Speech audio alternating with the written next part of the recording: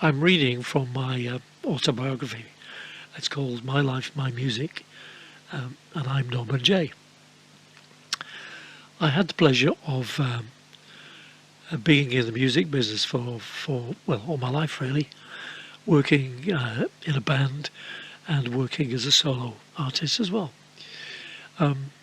This chapter that I'm going to read out of my autobiography, which is called My Life, My Music, is called Celebrity Status.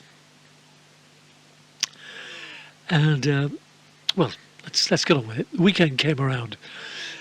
We were in the northeast. Friday night show, Saturday night, Sunday lunch show, and a Sunday night show. 3 different venues, 4 shows. This weekend we're all travelling in our new Super Mercedes van. We carry about 2 tons of gear now. Money that we've been making has been reinvested into equipment. Plus this weekend we have our celebrity bass player, Chet Harris. He was with us now. That was a good story for the press, and we milked it. We also had radio interviews to fit in over the weekend, as well as the press following us. The Friday night show came along in Sunderland. It was the Mayfair Suite, promoted as the biggest night out in the northeast. Another dance hall. Our act is not a dance hall act. Anyway, capacity 3,000 people. Advertised tonight, a free Pernod. Followed by another statement, girls in suspenders get an extra free Pernod. Sounds like a classy place. It's a huge room, massive, with a high stage. Above the stage and around the room is a huge mezzanine floor, so you can look down into the dance hall. We struggled to get a good sound. It's very, very, it reverberates really badly. A room like that empty, it changes its acoustic value when you get 200, 300 or even 3,000 people in there. Anyway, tonight we always did the same routine. The first half, the boys would come out and they would play the Shadows instrumentals. Then towards the end of the 45 1-hour spot, I would appear and do my Cliff stuff to give the audience a bit of an insight to what was going to follow in the second half. That's how it's been from the start, and it works. But tonight would be different. The first half would now include Chet Harris, with several featured instrumentals which he had written with Tony Meehan. He left the Shadows about the same time as Chet. Chet was still shaky, even after 3 weeks of rehearsals in a church in Chapel in Frith, in the middle of nowhere, the middle of Derbyshire. And it wasn't everybody's decision to have Chet in the band. More of that in a minute.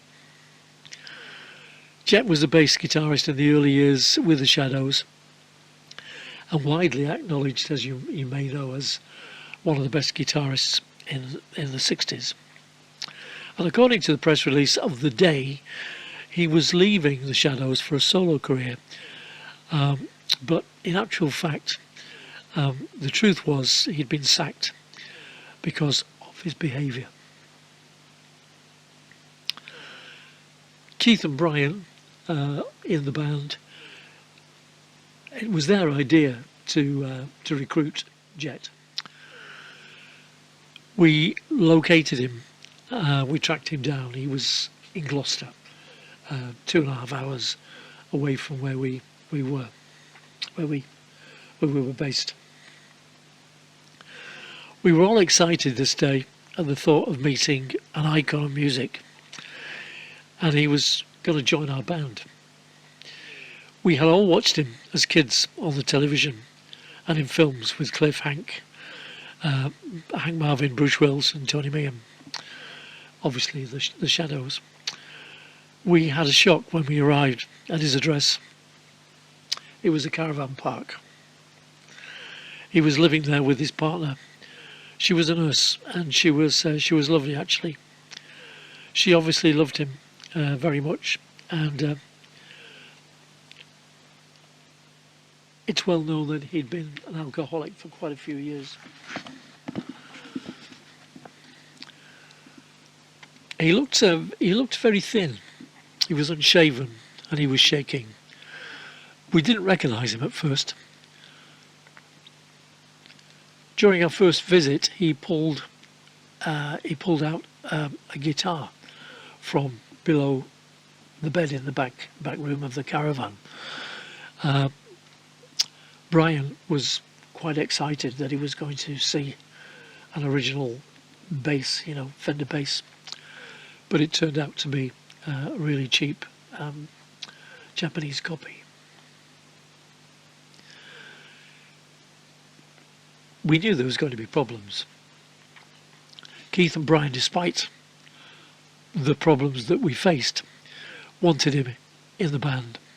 I wasn't sure, but saw Jet, because of his history, as a vehicle to more success. So we agreed it would be a great idea.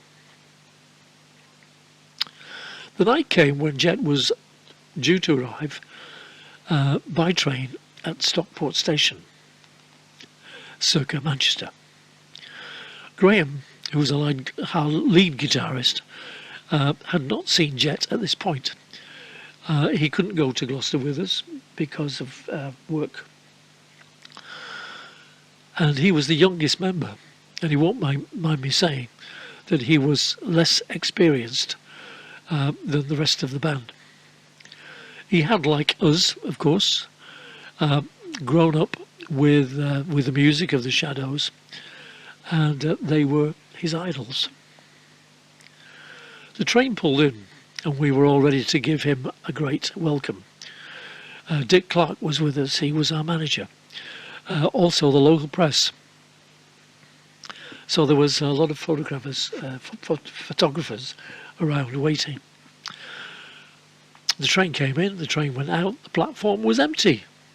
He didn't arrive. I stayed around for an hour waiting for another train, thinking he would get a later one, but he didn't arrive. After some searching, Brian had found out that he had been arrested and was currently in Stockport police station. He was under the influence, and when asked who he was, they didn't believe him. I have a quote from Graham, our youngest and our lead guitarist. We all experience disappointments at times of our lives. I've had more than my share, but I have to say, meeting Jet Harris for the first time was one of the biggest. He arrived at Brian's house. This was later, after we'd got him from the police station. He was semi-conscious, dishevelled, looking twice his actual age of 38, smelling of alcohol and stale sweat. And by the way, he says, I'm not breaking any confidences telling you this, as it's been in the public domain for years. He was wanting to call the whole thing off there and then, but others were adamant that they would give him the chance to redeem himself. So days later, we met in the village hall in Chapel in Frith, where Dick lived. That was our manager, and the rehearsals began. By then Jet had sobered up and was much more presentable, though his face was almost that of a zombie, and his craving for drink was all too apparent. I can still picture Brian hanging a bass guitar around his neck and trying to teach him Apache. Unbelievable. Unquote. If you'd like to hear more about our time with Jack Harris, then click on the link and I'll see you in the next one. Thanks.